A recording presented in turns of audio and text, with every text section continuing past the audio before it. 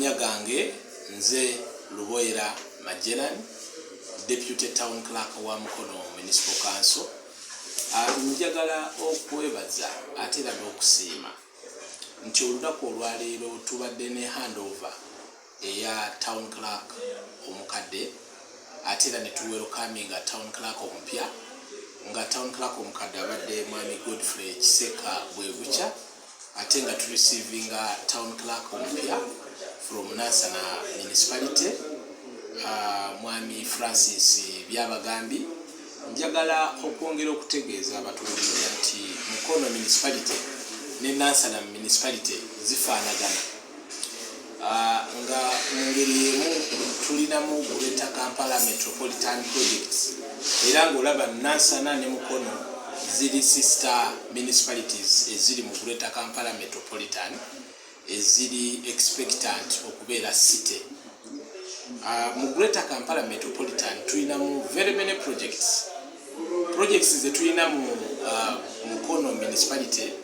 Mukono Municipality kibuga kiina ennyonta ey'amaanyi mu nguudo okuzitamakinga, kiina ennyonta mu street lighting obutafaananako n'ebibuga ebirala, kiina ennyonta mu services eziri social services okulaba nti tubunyisa abantu services mu bitundu byabwe ebyenjawulo. Tulina okuliftinga physical planning okulaba nti ekibuga ky'e Mukono kitumbuka.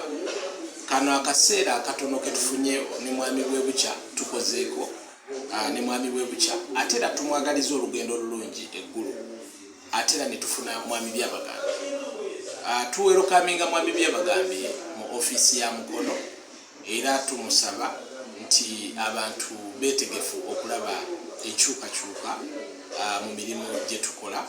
Tujja kumwebaza ate era okukolera awamu naye tupledginga nti ba taxpayers mwenna musasule omusolo ate era naffe abawa services tuli betegefu okuzibawo obulungi okulaba nti mwami Byabagambi afuna support emala muffe ate era ne tusaba gavumenti okutwaliza wamu tufune support ya Mukono.